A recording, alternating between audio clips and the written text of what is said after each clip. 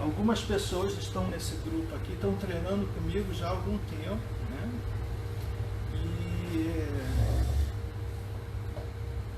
E eu nunca contei para vocês a história. Quem é o Estevão? Né? Quem é esse que vocês estão...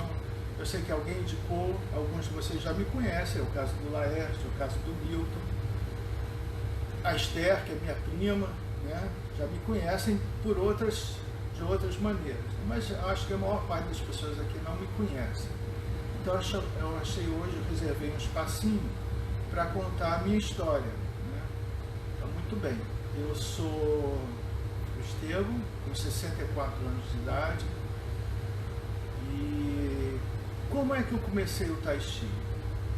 Eu comecei o Tai Chi, na verdade, porque o Tai Chi, tendo esse lado arte e o lado marcial, já vem da minha própria origem. Meu pai era um militar, minha mãe era uma artista. Então, eu tive as duas influências. Meu pai, quando eu tinha 6 anos de idade, me botou no judô. Né? Judô era uma coisa, naquela época, estava chegando ao Brasil. Muito bem, aí eu fiz judô dos 6 aos 12 anos de idade. Né?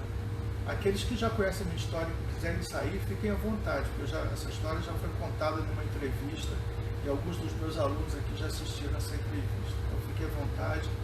Né, quem tem mais outras coisas para fazer, senão também quiser assistir depois vai estar gravado.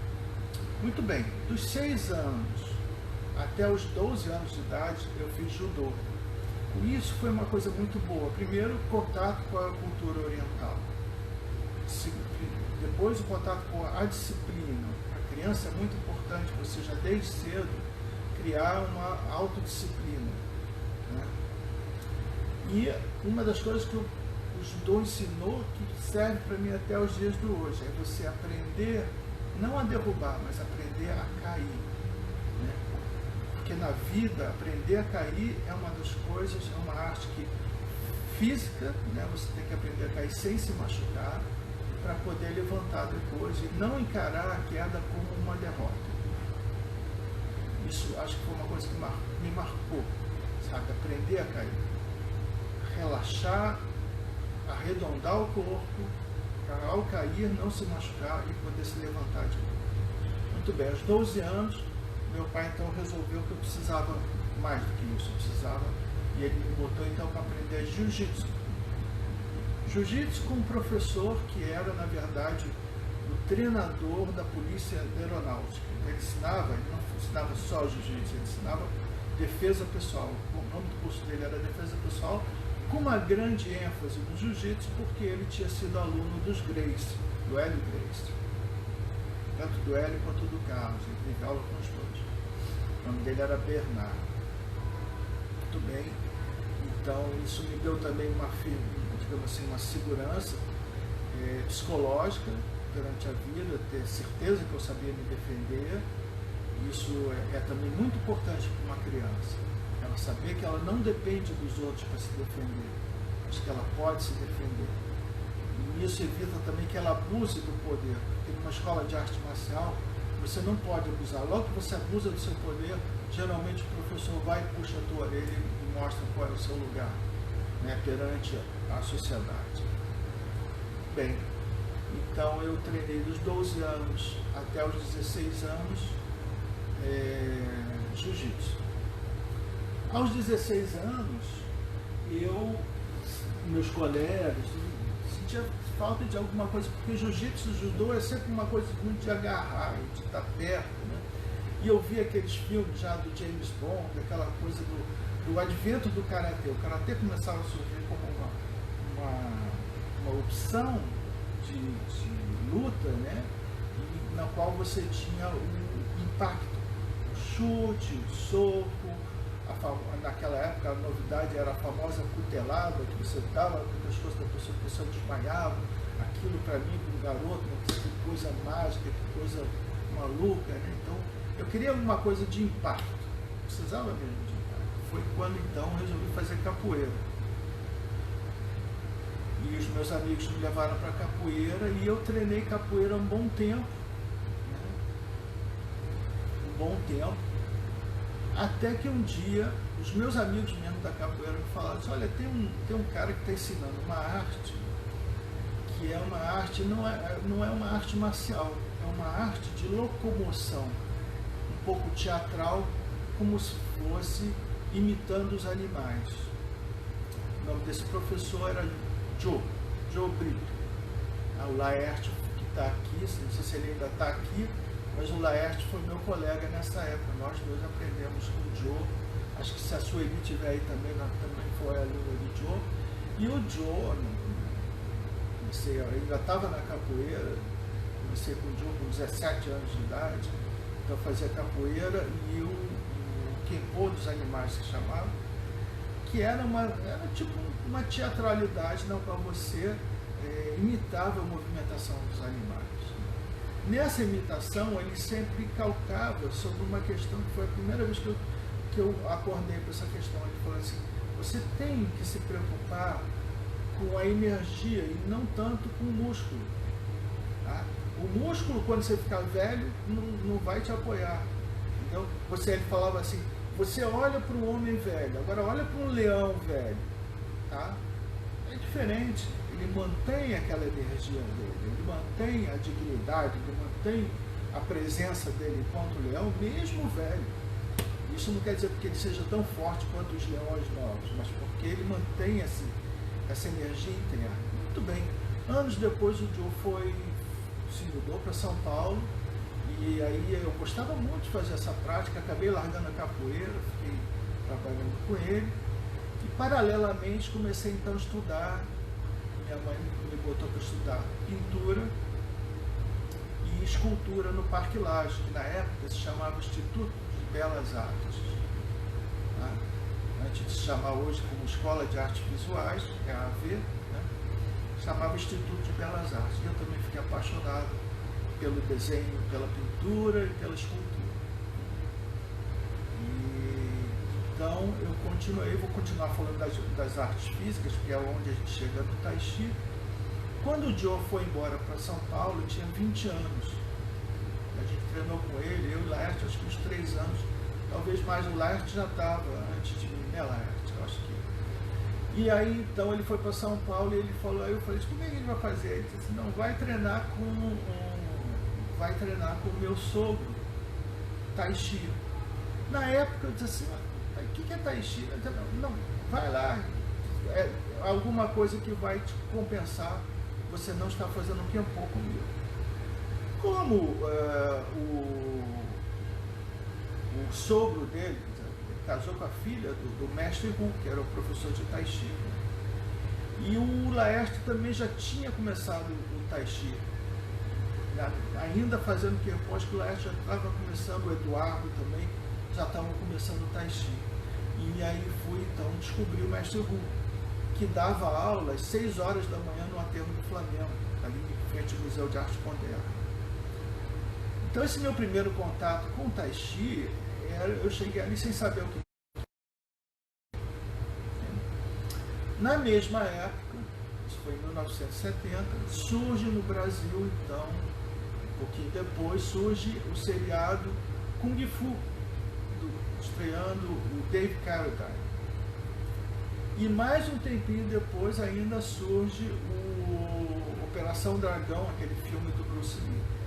Então foi digamos assim, a época dourada do Kung Fu. E eu comecei, aí eu descobri que o que eu estava fazendo fazia parte da família do Kung Fu. E fui fazer Tai Chi então com o mestre Hu. O mestre Hu era um militar aposentado. E naquela época a maioria dos alunos eram todos hippies, né? Queriam paz, amor, arte, tudo menos luta, né? Mas eu vinha de uma tradição de luta, né? Então eu queria juntar essas coisas. E ali, pela primeira vez no Tai Chi, eu vi essas duas coisas se encontrarem: a beleza do movimento, digamos assim, a estética do movimento, que existe também na capoeira, né? Junto com a música, né? Junto com uma eficiência marcial, né? Ali eu continuava treinando a minha eficiência, a minha capacidade de me defender, né? E existia também aquilo que o Khenpo tinha trazido, que era a consciência da energia interna, esse trabalho interno, você trabalhar a sua energia, não apenas o seu externo, a sua musculatura. Isso foi muito interessante. Foi difícil para mim, não vou dizer que foi fácil, o mestre Hu não falava português, tá? Era um negócio assim que a maioria dos alunos ficava deduzindo, e algumas das deduções que nós fizemos anos depois se provaram que eram deduções totalmente inadequadas do que ele estava tentando passar para a gente. No entanto, ele tinha a questão ele tinha um bom Tai Chi, um ótimo Tai Chi, Anos depois também fui descobrir que a qualidade do Tai Chi dele perante os outros mestres que estão no Brasil, né, era mais perto do estilo que ele estava ensinando. Tá? Depois eu vou chegar nessa parte. Muito bem, isso foi em 1970 e os anos se passaram, eu me mudei, sempre treinando muito Tai Chi. Eu me mudei para Nova Friburgo, acabei me mudando para Friburgo, na Suíça, por conta de uma viagem, aquela coisa eu tinha acabado a faculdade, fiz faculdade de licenciatura em Educação Artística, eu sou professor de artes, né? E eu queria então estudar a história da arte, e eu juntei o dinheiro, disse, eu vou para a Europa, vou passar um tempo lá, vou estudar a história da arte. Chegando na Europa, eu acabei morando na Suíça, onde casei com a minha ex-mulher, mãe da minha filha, né? E na Suíça, naquela época, por incrível que pareça, ninguém sabia o que era Tai Chi. Ninguém sabia o que era Tai Chi. Nessa cidade que eu morava, que era Fribourg, né? Que não era uma cidade pequena, era uma cidade universitária, não tinha nenhum professor de Tai Chi na cidade. Então eu disse, vou começar a dar aula de Tai Chi. Então ali foi quando eu comecei a ensinar Tai Chi. Eu ensinando o pouco que eu sei, que naquela época já era uns 6 anos que eu praticava Tai Chi. O pouco que eu sei, eu não posso esquecer. Para não esquecer, eu vou ensinar. E foi quando eu comecei a ensinar Tai Chi, em 1981. Voltando ao Brasil depois, trouxe a minha mulher, ela engravidou, eu fui trabalhar na Varig. Me tornei comissário de bordo da Varig. E isso foi realmente uma coisa muito boa para mim, muito boa, em todos os níveis, nível profissional, nível de experiência como pessoa, nível de experiência como artista e nível de experiência com Tai Chi. Porque vocês devem se lembrar, nos anos 80, a China estava começando a se abrir. Não existia tudo que a gente sabia. Nós tínhamos 2 livros de Tai Chi no Brasil, aliás, 2 livros muito bons. O Chun Liang Ao Huan, Expansão e Recolhimento, a Essência do Tai Chi, e o livro da Catherine Despeux, Tai Chi, a Arte da Longa Vida. E, aliás, todos os 2 livros são ótimos livros. Um muito técnico e o outro muito artístico. Ao Huan, vou chegar nele também. Muito bem, então em 89 eu comecei a voar internacional, comecei a fazer voos internacionais. E aí eu comecei a procurar o que podia de Tai Chi. Livros em inglês, livros em francês, que eram as 2 línguas que eu dominava, e livros em espanhol, que não era a língua que eu dominava, mas dava para ler. Né? Então eu comecei a trazer esse material, e isso começa a surgir também os primeiros vídeos em VHS de Tai Chi. Eu começo também a adquirir isso um pouco antes do que todo mundo aqui ia trazendo, né? Primeiro para meus alunos, obviamente, mas para meus amigos também. A gente copiava esse vídeo. Olha, esse é um Tai Chi muito interessante. Tarará. A gente copiava, fazia aquelas cópias, né? Porque não tinha acesso, era difícil comprar. Né? Enfim, eu fiquei sabendo através de um amigo meu que o Ao Huan, que era esse que escreveu Expansão e Recolhimento, um dos ótimos livros de Tai Chi. Eu recomendo a todo mundo que se interessa pelo Tai Chi, pelo lado artístico do Tai Chi, que tem uma procurada nesse livro. Ele está um pouco esgotado, né? Mas não me lembro se a editora era Pensamento, tá? Mas Expansão e Recolhimento, Ao Huang, Huang. Esse Ao Huang era chinês que, quando pequeno, conforme a Revolução Comunista foi avançando na China, os pais dele foram mudando de cidade para cidade. Eram pais que tinham dinheiro, tinham uma posição intelectual alta e foram mudando. Em cada cidade eles iam botando o filho para aprender com o mestre do Tai Chi. Ele aprendeu tudo e não aprendeu nada. Sumos, isso, Laerte. Editora Sumos. Então, se vocês quiserem procurar, expansão e recolhimento.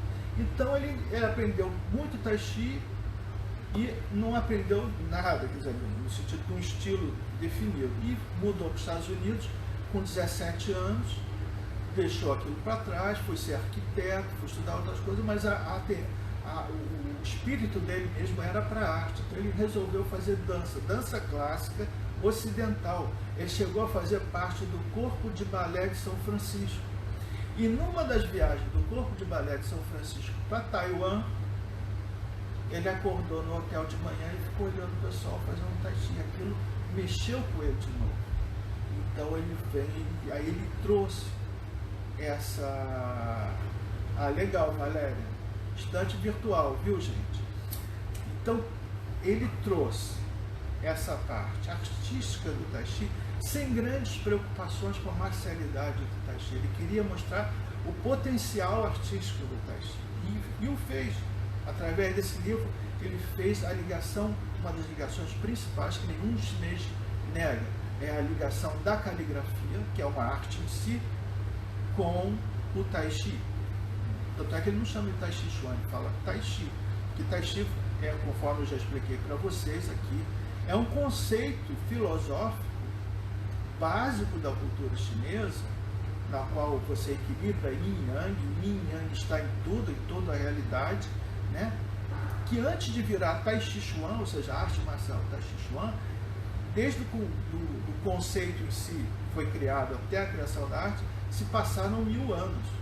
Então aquilo já estava no inconsciente coletivo. Então o Ahuan, sabendo que isso que era importante para ele, ele descartou totalmente a questão marcial. Ele disse: eu quero ensinar Tai Chi para as pessoas, porque isso é que é legal, isso é que é arte, isso é que interessa.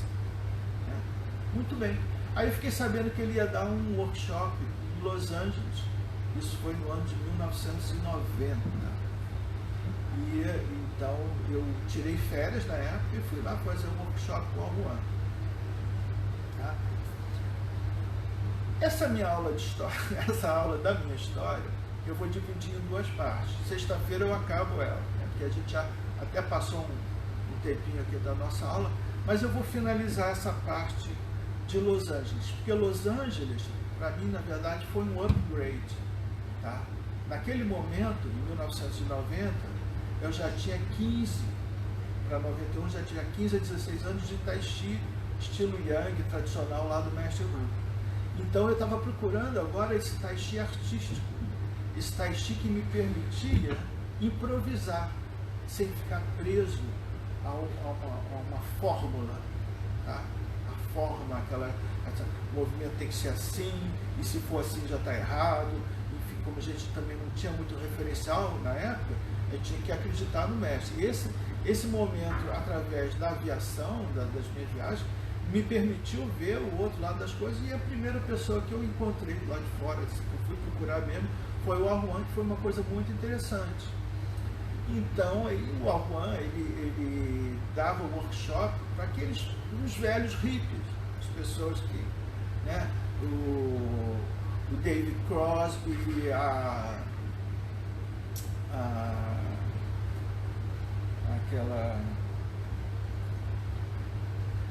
o pessoal Crosby, Still, Nash Young, Juan Baez, ele estava com essa contracultura ali da Califórnia, eram as pessoas que frequentavam. Ele dava aula em Esalen, que é um centro esotérico muito importante, que fica entre São Francisco e Los Angeles, um lugar lindíssimo, né?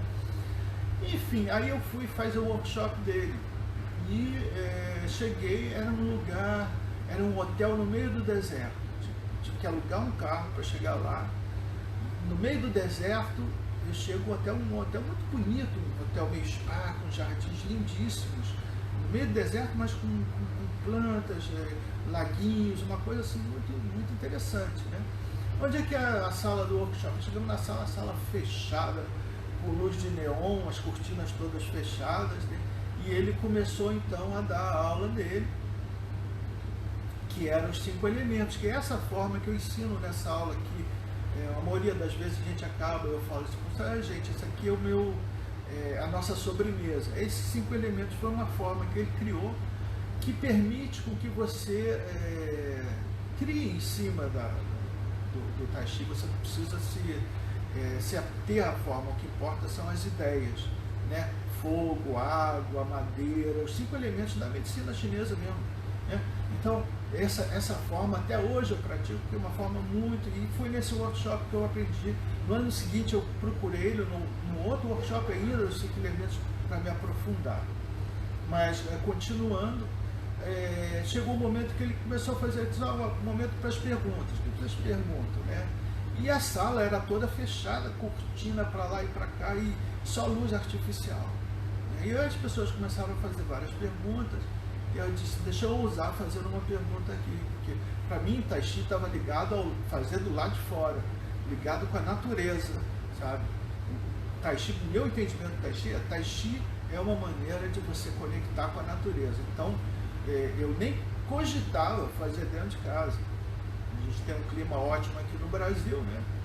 Mesmo na Suíça, eu fui obrigado a fazer do lado de dentro, mas sempre que podia, eu estava ensinando para as pessoas, eu disse, vamos para o lado de fora. Tai Chi é uma coisa que esquenta. Mesmo em dias que estava nevando, a gente fazia Tai Chi e esquentava. Isso é fato. Aliás, é até um problema, porque aqui nesses nossos 40 graus, eu queria que o Tai Chi esfriasse, não esquentasse.